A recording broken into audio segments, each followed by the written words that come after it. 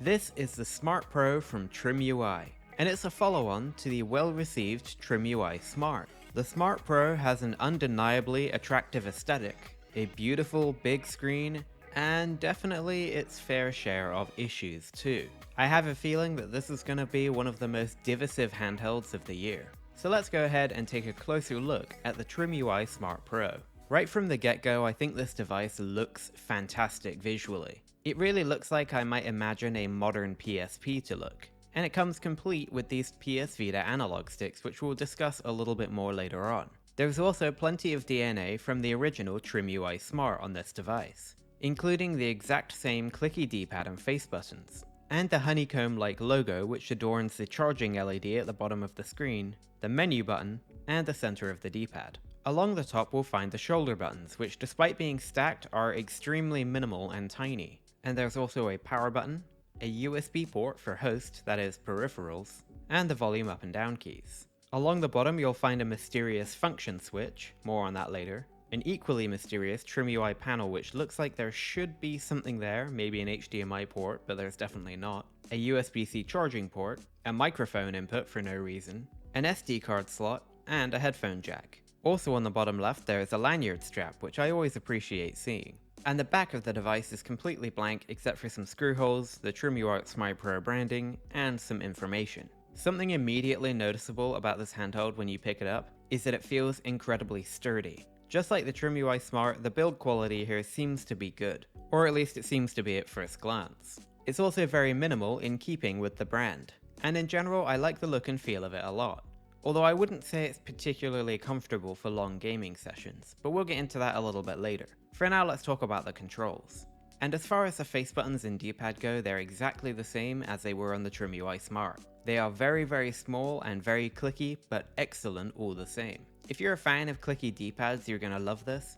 If you're not, then you're not. It's that simple. But this device has absolutely no problems when it comes to ghost inputs on the D-pad, or tapping buttons quickly for the face buttons. Everything just kind of works. And I think this control scheme is kind of tried and tested at this point, and I like it a lot in general. However, I do find the D-pad to be exceptionally small for a device this big. It's not necessarily a problem, but it is noticeably tiny. And despite the large size of this device, if you have bigger hands, the D-pad might be a problem. The menu buttons Start and Select also have those same clicky switches.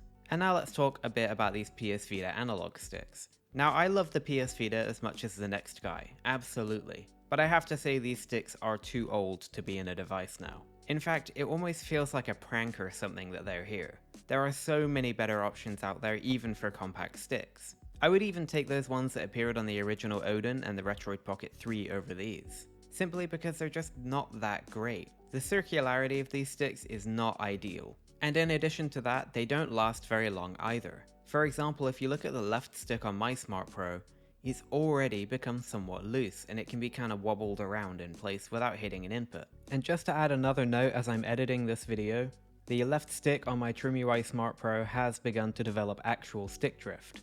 So again, I don't really trust the longevity of this device. It's kind of hard to put this into words. It's not that I don't like these sticks in general, I do. I just think they're really out of date and I really don't think they should be on this device. However, all that said, there really isn't that much use for them on this device anyway. So it's kind of an odd toss-up situation between, I don't think that these particular sticks are a great choice, but you're probably not going to use them that much anyway, and when you do, they're going to be relevant, because it's going to be like PSP. Anyway, we'll talk a little bit more about gaming specifically later on. Moving on to the shoulder buttons, the L and R buttons are very nice and clicky. But I should say at this point that none of these clicky switches are too loud at all. They're definitely a little bit dampened and they feel and sound great. And now let's talk about the L2 and R2 triggers, and these are the first part of the TrimUI Smart Pro that I absolutely despise. And yes, I know that's going to be a controversial opinion. First of all, these are really tiny, and I know exactly why they did that. It's because it keeps the device really nice, slim and trim. And that's not really the issue. But one of the issues is that the button itself is quite sharp on the edge, and it's unavoidable to have your finger on it. It's not like it's painful or anything like that, it's just not particularly comfortable either.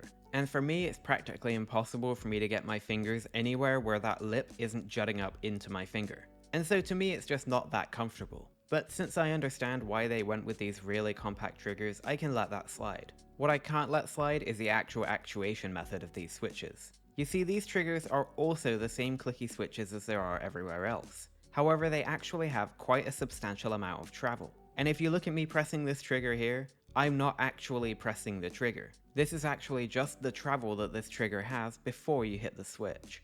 And here I am actually hitting the switch. And what you end up with this mechanism is basically a two-tier feeling. And it's substantially more difficult to click the switch than it is to just press the trigger down.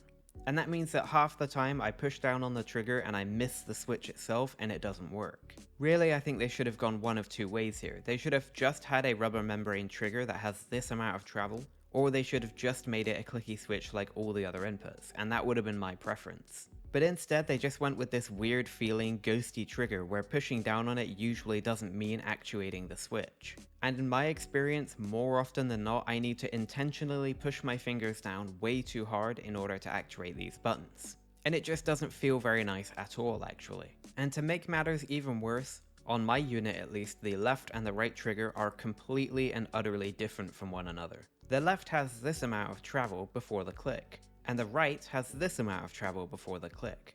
They feel completely and utterly different, and the right side is substantially more difficult to use than the left. So whereas I appreciate what TrimUI were trying to do with these shoulder buttons, I think that they just missed the mark completely and I really don't like them. However, I think there's another argument to be made that you're probably not going to be using them that much, except maybe in PS1 games. But let's move on for now and we'll come back to these controls in the gameplay section shortly. Something that's absolutely undeniable about the TrimUI Smart is how absolutely brilliant the screen is. It's an OCA laminated IPS display with a 1280 by 720 resolution and a 5-inch diagonal. And it is big and sharp and beautiful. The viewing angles are fantastic, and really I don't have any complaints about it. I think that the colors of the screen just absolutely pop out and it looks fantastic.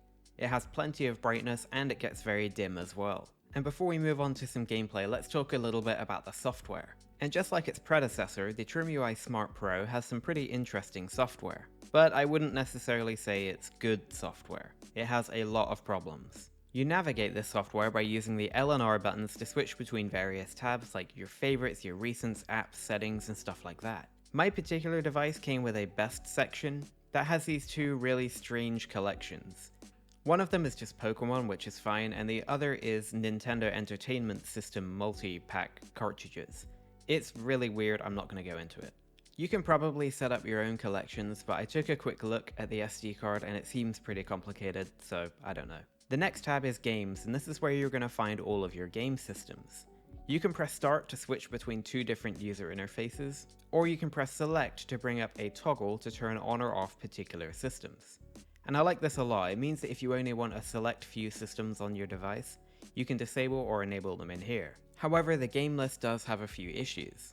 The first one being that every single time you turn it on, every system is going to say 0 games. And this number will actually populate correctly once you've gone into the system and then you back out, but every time you reboot the device it will go back to 0, which is just kind of frustrating. And the other issue with the game list is it takes absolutely forever to get into the game systems if you have a lot of games. Now everything on this SD card is stock other than a few extra games I added here or there, but I did put in a brand new quality SD card. And even so, it just takes absolutely forever to get into something like Nintendo Entertainment System, which has I think 700 to 800 games. And I mean it takes an absurdly long time to get into the game list. And you have to wait like this every time you turn the device on or whenever you refresh the ROMs. And this is definitely a really annoying roadblock with enjoying this device right now, so I would definitely recommend if you want to get it, to just curate a small number of games per system. There's also another issue with the game lists here, which is that it won't accept games whose file names for their ROMs are too long. For example, my normal ROM of Legend of Zelda Ocarina of Time, which has a bunch of extra information at the end of the file name, just won't show up until I delete all the extra stuff. That's kind of a nitpick, but it's definitely something to be aware of. If your games aren't showing up, you might want to check the file names. There's also an app section and a netplay section. There doesn't seem to be any extra apps other than a USB storage method right now, which seems to work okay, albeit incredibly slow. And honestly, the netplay system is just RetroArch netplay and it works fine. Moving on to settings, there is a lot available here. You can change the display, the volume, including the great background music for the menu. you can connect to Wi-Fi, set up a hotspot for multiplayer, change the themes, although there's none available right now as far as I can tell. And in the key map setting, you can rotate the controls 90 degrees. In theory, this is for playing vertical arcade games, but it's not a very good experience. And then under system, you have a bunch of other settings. This is actually really similar to the TrimUI Smart, but of particular note is that you can change the CPU frequency to a certain amount to either increase performance or preserve battery. And it seems like the frequency you set is the maximum it will ever reach. So if you're playing lower end systems, you can probably lower the CPU frequency to preserve battery. And there's a few other settings here or there like device information, a hardware test, and a method to calibrate the joysticks. And here is where my nightmare with the TrimUI Smart Pro begins. When I first started gaming on the TrimUI Smart Pro, I noticed that the analog sticks were a little off. The calibration just wasn't quite right. So I explored the system settings and found the adjust joystick setting. Now unfortunately, I didn't get a video of this. I really should have started recording when I noticed it. But when I went into this menu, the central point for the joysticks was on the very right hand side of the circle. So I was like, okay, that's wrong, I should recalibrate the sticks. So I did just that, and ever since that moment, in every single system, the left and right direction of both sticks is completely backwards. And for some reason, calibrating this joystick every single time, even when I fixed it in RetroArch, throws the sticks out of whack again, and I need to go back into RetroArch and fix it. In this video, you are going to see many instances of me using the analog stick backwards because I just got tired of trying to fix it every time. And before you ask, no, this is not a problem with the analog sticks. This is a software issue, and it seems to be some kind of conflict between the TrimUI side and the RetroArch side. I can go into RetroArch and fix these sticks in the control settings and then save that configuration, but then next time I go into RetroArch, it will be backwards again. It is extremely frustrating. And the same issue applies to PSP with the PPSSPP emulator as well. I actually need to go into the settings and reverse the x-axis in order for the sticks to work right. This is a software problem, no doubt about it, and maybe it will be fixed in the future, but this is my experience right now. Well anyway, this is as good a time as any to jump into some gaming on the TrimUI Smart Pro. And in general, I'd say the experience is pretty good. For all your 2D systems, the TrimUI Smart Pro delivers. And that includes high-end Super Nintendo games like Yoshi's Island, which has absolutely no issues playing whatsoever. The all-winner A133 Plus processor in here seems to have enough chops to handle all of your 2D games, which is great to see. And I do really love the clicky D-pad and face buttons on this device. I think they're really great. Game Boy Advance is particularly really nice on this device because it fills out a larger amount of the 16:9 display. You still get some pretty substantial black bars on the left and right, but I can't deny that it looks fantastic. And in the same vein as that, WonderSwan color is absolutely fantastic on this device as well, as it fills out almost the entire screen. In fact, if I had to pick one single strength for this device, it would be WonderSwan emulation. I think it looks fantastic and it plays fantastic too. Moving on to PS1, everything seems to work really well. You can emulate even heavy hitters like Tekken 3 with no issues at all. And in some games you can even upscale to enhanced resolution and play the game just fine. And I would say that PS1 is a fairly good experience on this device as long as you don't need to rely too much on L2 and R2. However, there is an issue with PS1 and RetroArch on this device. By default, the controller type is set to digital, which means the analog sticks don't work. So you can go into the advanced menu, RetroArch settings, and enable the DualShock or dual analog controls. But regardless of whether you save overrides for the game content directory or core, or try and save the overall configuration file, that setting will just not apply next time you load the game. So if you're playing a game like Ape Escape that relies heavily on the analog sticks, you'll need to go in and reconfigure the controls every single time. I've tried everything to get this to work properly, loading the core by itself, doing it in-game, saving the overrides, everything. And no matter what I've done, I have not been able to get this control scheme to apply to every game, or even to a single game every time I open it. And it's just an incredibly frustrating problem that makes me not want to play PS1 games on this device at all. At least ones that require the analog sticks. Oh, and of course, let's talk about something else with the TrimUI Smart. It gets incredibly warm. So when you're playing PlayStation 1 or any of the heavier systems, you will notice it getting warm in your hands.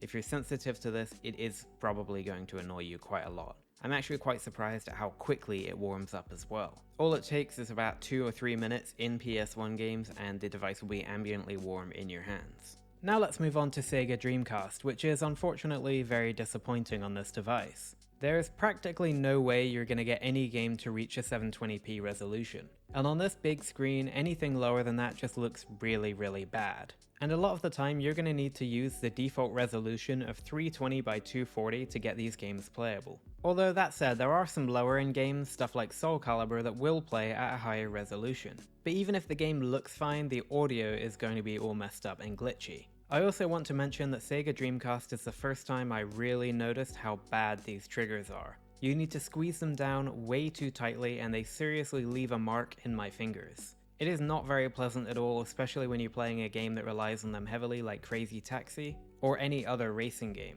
I know that whether a game is playable or not is subjective, but for me personally with this device, I just couldn't get Dreamcast anywhere close to being overall enjoyable, let alone in any big number of titles. I love Sonic Adventure 2 as much as the next guy, but having to lower the resolution down to this blocky, pixely mess is just not a very good experience. And Sega Dreamcast made me realize something else about this device as well. And that is that the speakers are absolutely horrendously bad on this device. It is actually shocking how bad they are. And there is a very specific reason for that. These speaker holes that you see at the front of the device are totally fake. And even if you cover them up, you can still hear the audio clearly. There's no change. And so the truth is here that the speakers are actually not mounted down here at the bottom at all.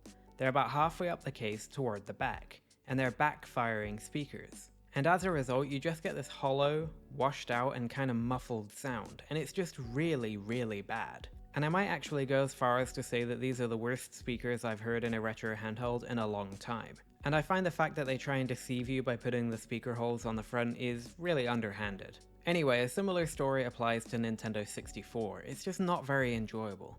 There are a handful of games such as Mario 64 that run really great, but others that you need to lower the resolution or they're just not playable. And of particular note in N64, many games just seem to not boot at all. For example, I tried multiple different rips of GoldenEye 007 and none of them worked. The emulator just crashes before it can even open the game. But for the most part, I mean, it's kinda unrealistic to expect N64 to work on this reliably. And sure, your absolute most favorite game might just happen to run well on this device, but the vast majority of titles just don't. So now let's talk a little bit about Nintendo DS. And whereas the experience on DS is much better than the previous consoles, it's still not that great. I think if you're playing a simple game like Pokemon or something, you're probably not going to have any issues. But if you're playing a full 3D game like Bionicle Heroes or Crash of the Titans, you're going to notice some pretty substantial slowdown in a lot of areas. And also, I don't know if this is just my device in particular, but all of the controls for DS were completely messed up out of the box. And I had to actually go through and remap everything to get it playable.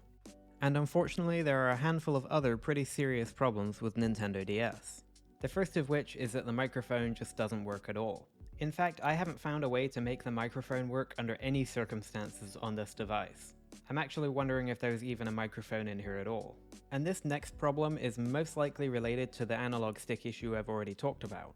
And that is that I haven't been able to map the stylus input to the left or the right analog stick. The up and down directions of the sticks work just fine, and you can actually map left and right in the drastic settings. But it just doesn't work when it comes to actually playing your DS games. The only workaround I've been able to find is to map left and right to up and down on the left stick, and up and down to up and down on the right stick, which is far from ideal. High resolution 3D rendering just doesn't work at all, because you'll get this kind of interlacing problem.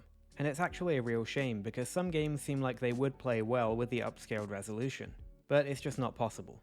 So yeah, Nintendo DS is just far from an ideal experience on this handheld. And so now let's talk about PSP. This device should be the perfect PSP device. It looks like a PSP, it feels like a PSP, it has a beautiful 16:9 display, but PSP is really just okay on it. Again, you can't really upscale any PSP games to 720p. However, you can play most games, it seems like, at the native resolution. However, that native PSP resolution just doesn't look that great when it's upscaled to this big screen. There are some games where you might be able to get away with 2x resolution, but if you do, you're probably going to notice stuttering and slowdown in certain areas. But any other games, you're going to be locked to that native resolution. And then it goes without saying that many PSP games just aren't going to work on this device, for example God of War and Virtua Tennis World Tour. In fact, even most of the included PSP games with this device just didn't run well at all. And I find it crazy that this device is being promoted as a PSP device, when it's really not very good for PSP at all actually. And even though some PSP games might run fine at their native resolution, it's just generally an unenjoyable experience. And to be perfectly honest, that's especially when you combine it with the absolutely awful speakers. By the way, there's another very important feature on the TrimUI Smart to talk about, and that is the switch at the bottom. And a huge shout out goes to Joey of Joey's Retro Handhelds for revealing this, but this switch is actually a power save switch. So if you switch it on, the processor is going to be locked at a lower rate. Also, it will disable the LEDs and vibration and some other stuff. And to be honest, when I heard about this, I was really hoping that I would flip this switch and magically this device would get better. And whereas, sure, having it on power save mode does cut the performance heavily, not having it on just didn't bring this device to the level I wanted it to be. And certainly not to a level where those higher end systems like PSP are overall enjoyable. It should also be mentioned that the microphone here doesn't work, so I'm not really sure what its purpose is, especially not right now. Oh, and the last thing I should probably mention before I forget is the LEDs around the sticks. I think they're a really cute touch and I like them a lot. However, at the lower brightness, they really don't look that great. For example, you can kind of see where the LED light starts and dims before the next one. But that's a nitpick because I just think it's kind of cute to have it on here. And on a device like this, I would rather see quirky fun features like this than just nothing. The battery life of this device is actually pretty good. I've seen around 4 hours while emulating something like Super Smash Bros. On N64, and I would say that the battery life is definitely viable for long gaming sessions. However, it has the same problem as many other retro handhelds, which is that it takes absolutely forever to charge, and you can only charge it using a USB-A to USB-C cable. So anyway, that's around about my review of the TrimUI Smart Pro.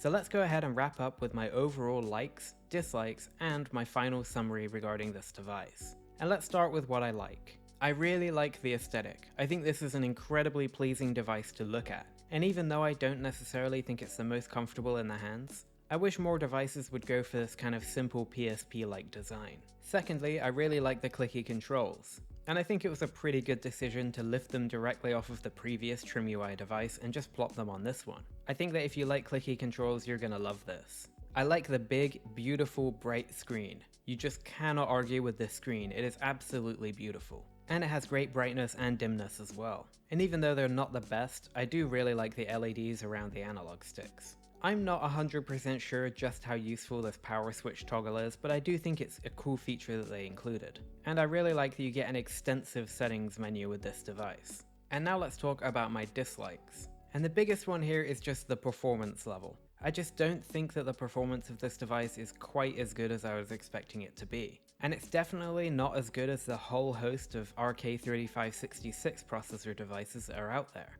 often for the same price or cheaper than this. Next up is the PS Vita style analog sticks. Whereas I do like these sticks in theory, I don't think the ones included here are particularly high quality. And you can tell that by kind of looking at the underside of the sticks, and how the plastic is just kind of rough. But then also the left stick on mine is already showing signs of significant wear. And that's just after a couple of weeks of use, so I'm really concerned about the longevity of this device. And of course they don't click down for L3 or R3 either. Next is the L2 and R2 shoulder buttons. And I want to preface this by saying that I really appreciate what they were trying to do with these tiny triggers. However, in practice they're just really uncomfortable, especially if you're playing a racing game that relies on them heavily. And I really just don't think they're very nice at all actually. And again, I'm having issues where one trigger is acting and feeling completely different to the other. And again, that makes me question the longevity of this device. Next is the software, because the TrimUI software here appears to be very high quality, but actually in practice it's extremely frustrating. First of all, you have these weird collections with no clear instructions on how to make your own. You have game lists that take literally minutes to load. Games with too long file names don't show up in the list, so you then need to go back and redo your file names. There's just a lot that's really frustrating about this device. And of course that includes the terribly broken analog sticks on my particular unit that I still haven't been able to rectify and I know is not a physical defect. Also, I want to say something that I didn't go into earlier in the review. While I was trying to fix these analog sticks and I was messing with RetroArch configuration files, I managed to soft brick the entire system, which completely stopped the menu button from working at all and stopped controls working in all games across all systems. and it got to the point where I thought I might actually need to contact my vendor and send this device back. However, I was finally able to fix it by messing with the RetroArch configuration file on my PC. Now, I'm not saying that this is going to happen to everybody, but it's definitely a possibility that if you accidentally mess with the wrong thing, you could really mess this device up. And even running a factory reset through settings didn't fix it. Oh, and of course, when I'm talking software, how the RetroArch settings don't seem to set all the time, such as when I was trying to fix the sticks and they would constantly revert to being broken. I've just found this device overall really frustrating to use when it comes to software. Anyway, moving on, the next one is the audio. The speakers on this device are absolutely horrendously bad, and the speaker holes on the front are totally fake. I think this is really awful actually, and the sound is some of the worst I've heard in a retro handheld in a long time. And that's if you get a game that has good audio, but most of the higher end stuff doesn't, so yeah. And next up is the thermals, because this device gets really warm in the hands.